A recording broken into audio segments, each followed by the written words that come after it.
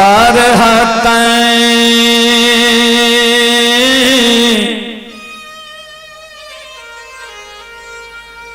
खियलै मई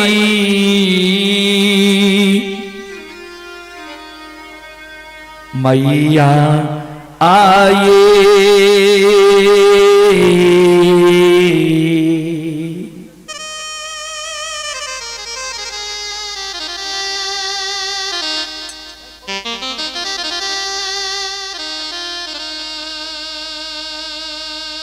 जननी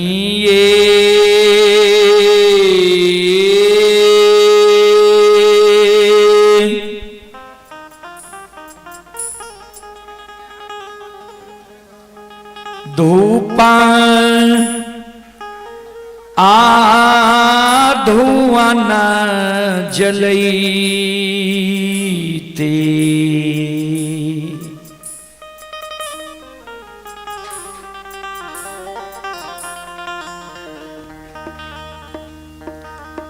चुटकी जान आललै से तैयो नाही उलहानामा छुटलै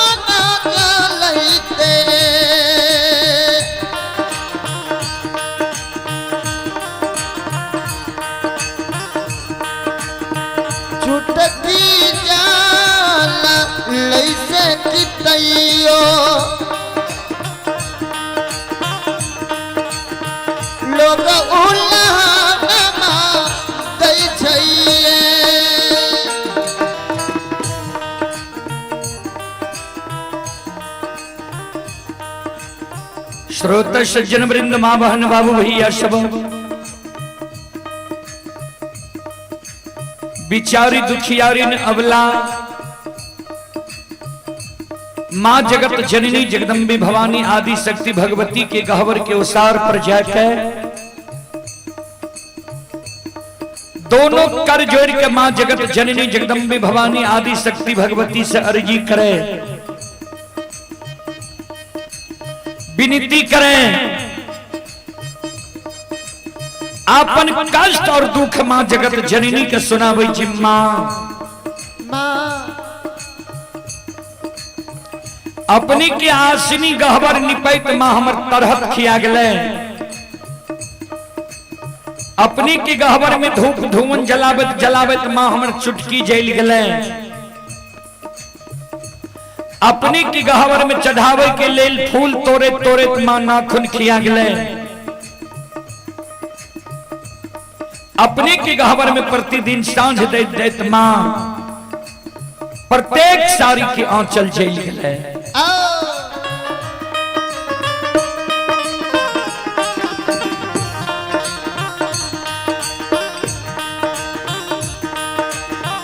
आतयो नाही देलियै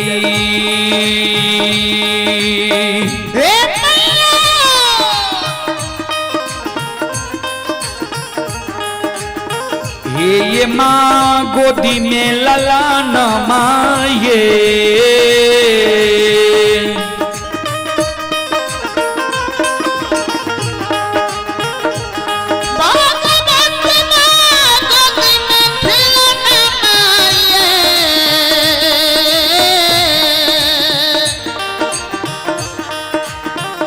मैया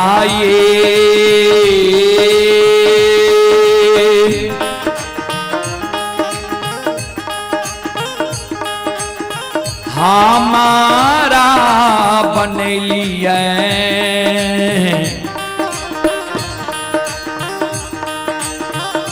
बांधी मरो छानी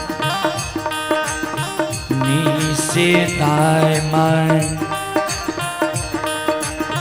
दाय माय उल्लाहानमा दै छैये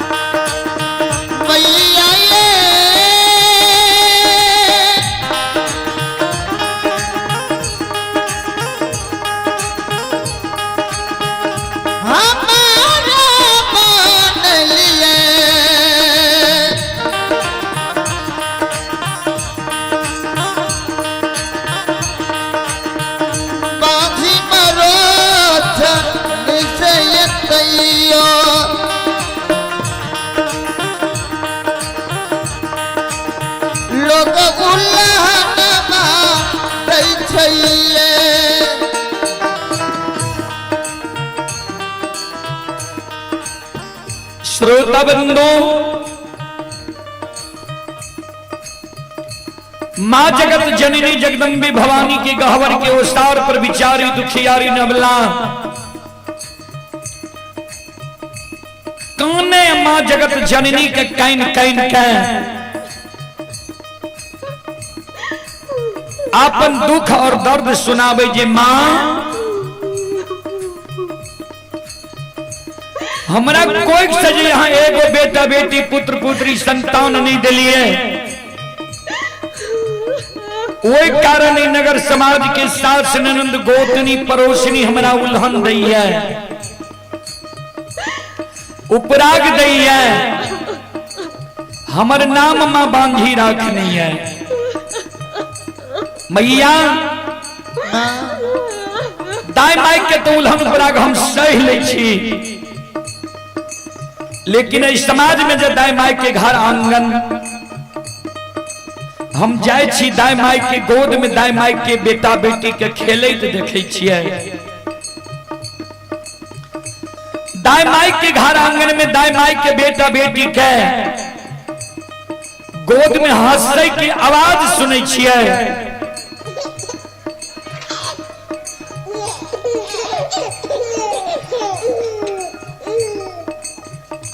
मां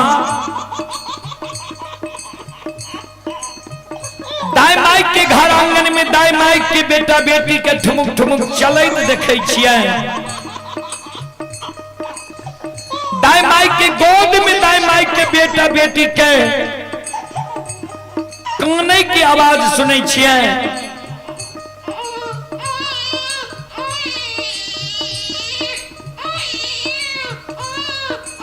वो आवाज सुन के हमर हिया सालैया।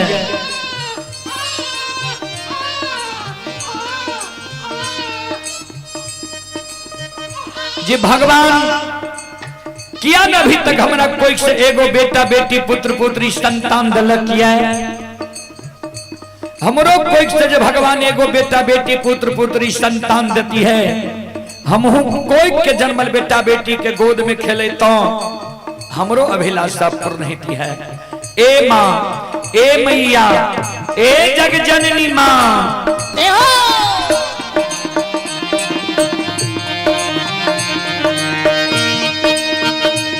सबके अंगन माँ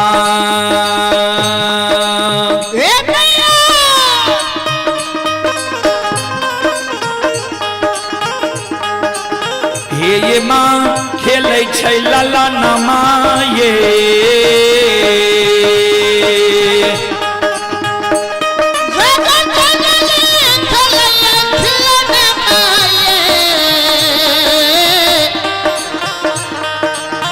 मैया ये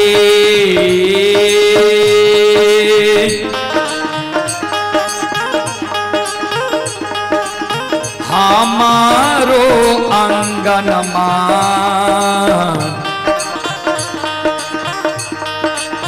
लागे छै उदान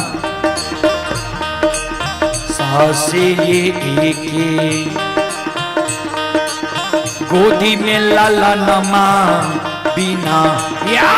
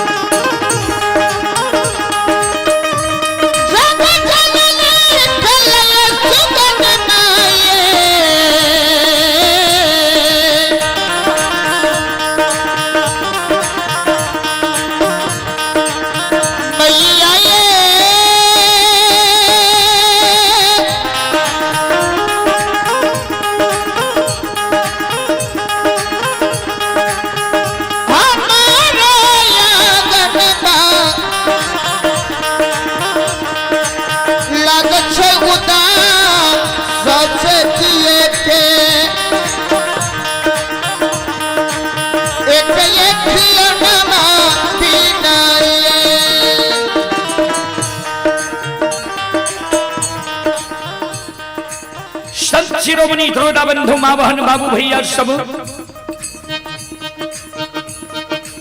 बिचारी दुखियारी नवला जे माँ जगत जननी के गहबर के ओसार पर जार बेजार खाने रहे। आंख से आंसू जे बिचारी दुखियारी के गिरे रहे।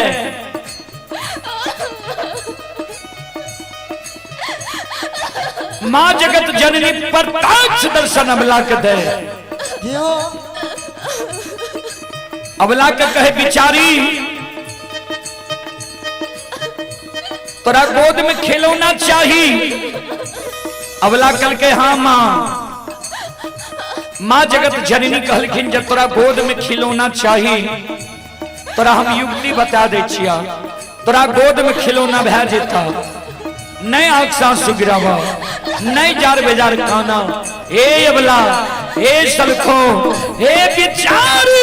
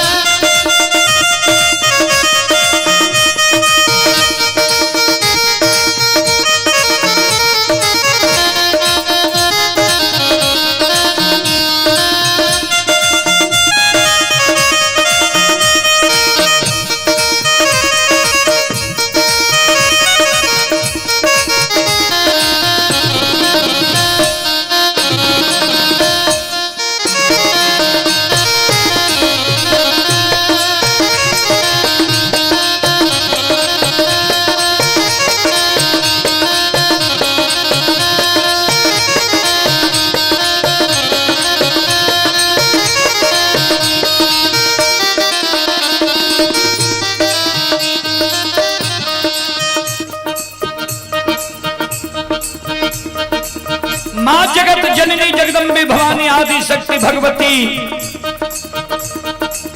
अबला के कहे ध्यान दबे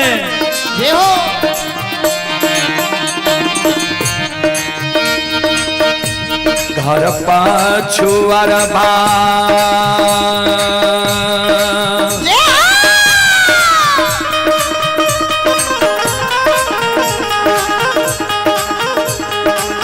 अबला बस छ कुम्हार भैया हे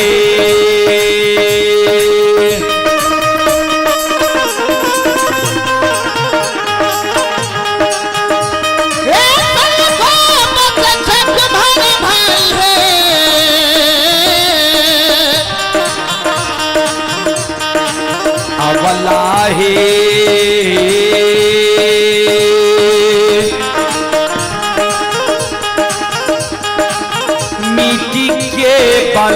कमा लिहो बनबा इसे कोखिया तू तोरा छुटिए जेता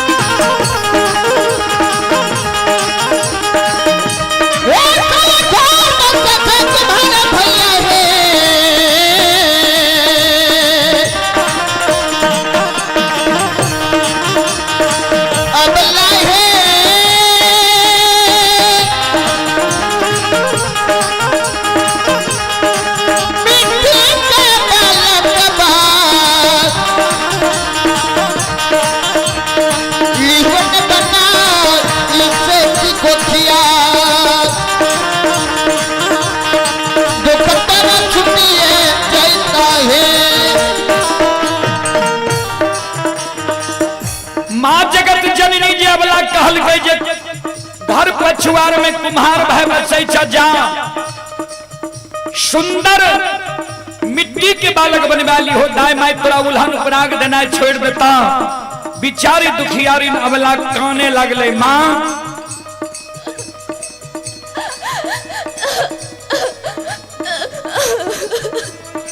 हे मैया, मिट्टी के बालक ठेस लागे फूट जाय छे, मिट्टी के बालक से दाई माई हमरा उल्हन उपराग देना नहीं छोड़ते, मिट्टी के बालक माँ हमरा नहीं चाहिए। माँ जगत जननी कहलखिन तो चल जान कमार भाई के द्वार, सुतिहार भाई के द्वार, बढ़ई भाई के द्वार, सुंदर काठ लकड़ी के बालक बनने वाली हो, दाई माई तोरा उल्हन उपराग देना छोड़ देता। माँ जगत जननी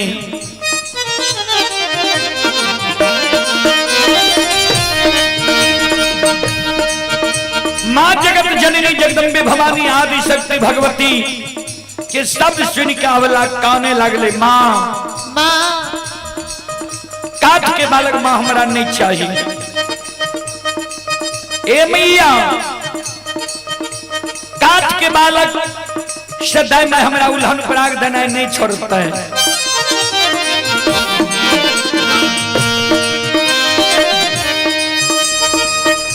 काठ के बालक का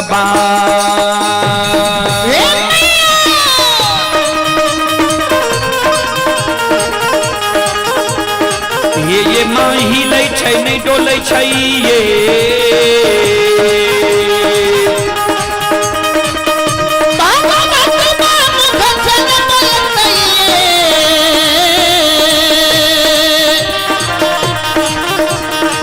मैया ये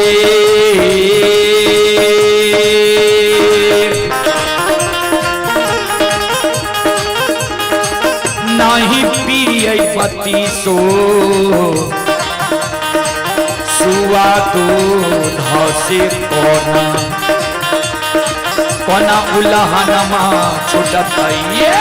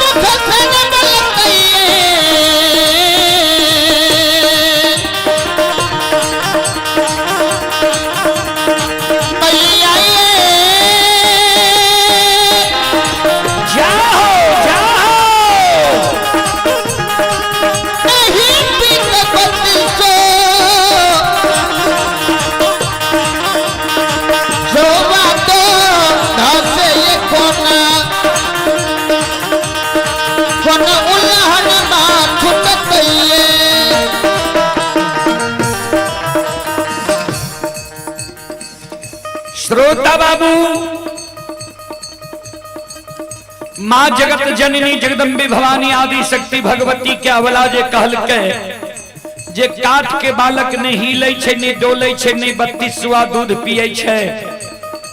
माँ जगत जननी कहलखिन चल जान सोनार भाई के द्वार, सुंदर सोना के बालक बन वाली हो, दाय मैं तोरा उल्हन पराग दने छोड़ देता। बिचारी दुखियारी अबला काने लगले, माँ हे मैया, माँ सोना के बालक, सोना मूल्यवान धातु है, सोना के बालक चोर चोरा लेते, हमारा भोग नहीं थे।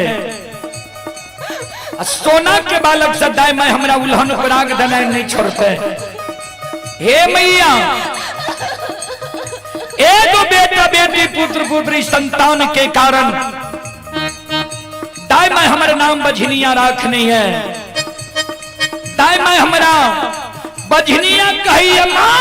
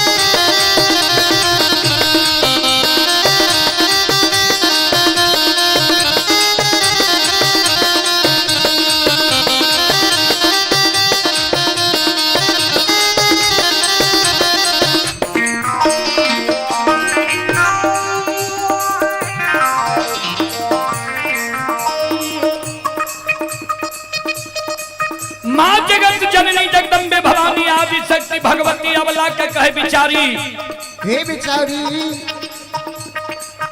नहीं तेरा मिट्टी के बालक चाहिए, नहीं काठ के बालक चाहिए, नहीं सोना के बालक चाहिए, तो तू क्यों नहीं किया छो?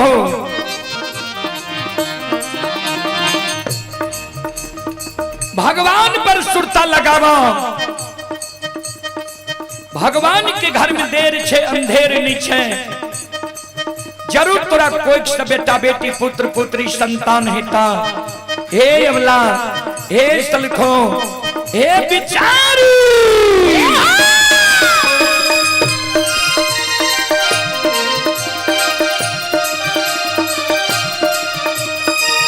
धीरज बांधा धीरा,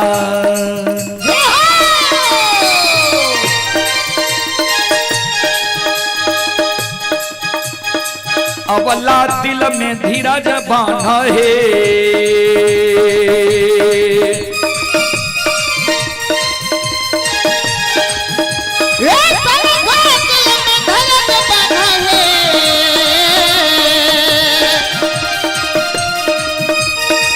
अबला है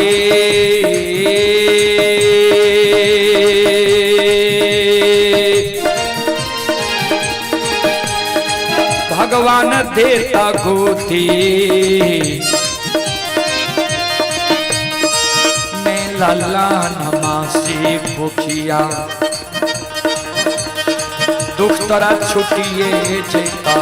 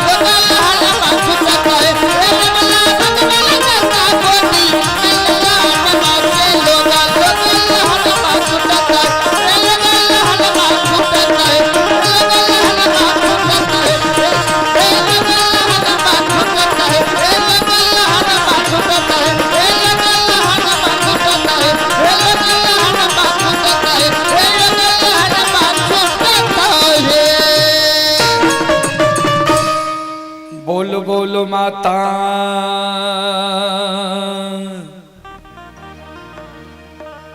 भगवती महारानी की जा श्री दाता धर्मराज की जा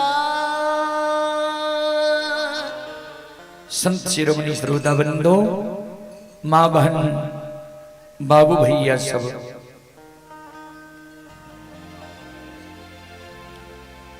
चलो प्रसंग की ओर। प्रसंग में अपनी सब क्या है?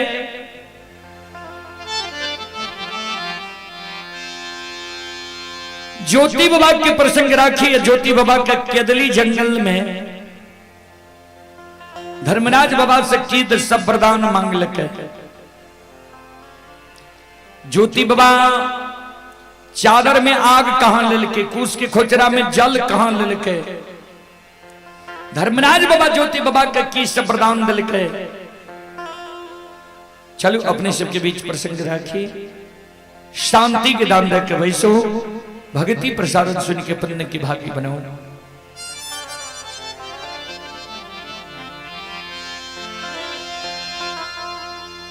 ज्योति बाबा के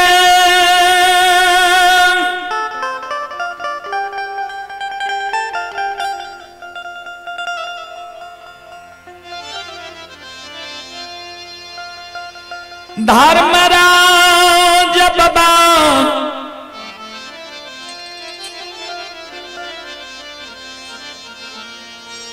केदली जंगल में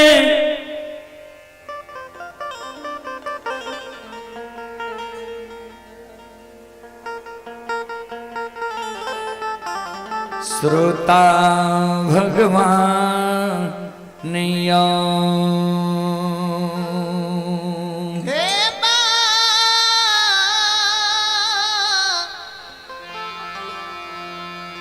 बबुसा बया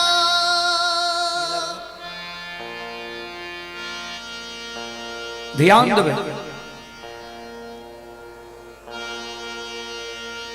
केदली जंगल में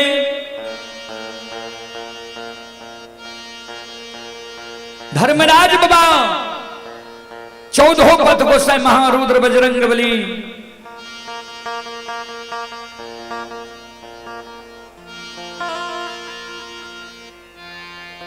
ज्योति बाबा का पुनः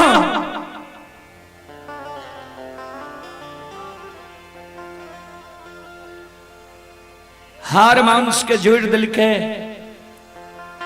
ज्योति बाबा की जीवात्मा ज्योति बाबा के पंचभौतिक शरीर में प्रवेश के लिखे।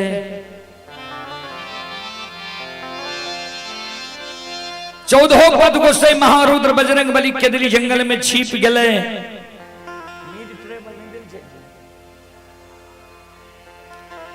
ज्योति बाबा केदली जंगल में धर्मराज बाबा 14 पद गोसाई महारुद्र बजरंग बली जी छिपल रहे।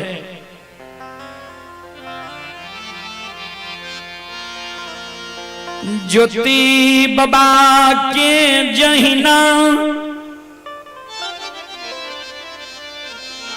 आंख खुलई छई केदली में ज्योति बाबा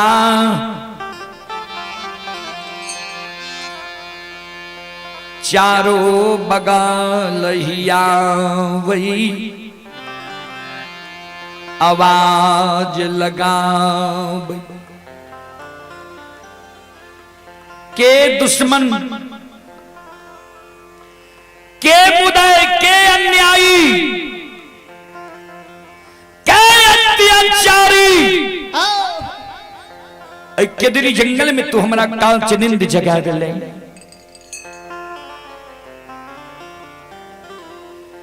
जल्दी हमारा सामने में समाधान हो।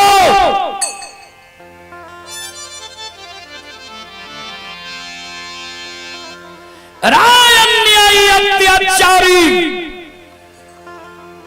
बरस के दिल्ली जंगल में हम तप के लिए ये तप की नींद में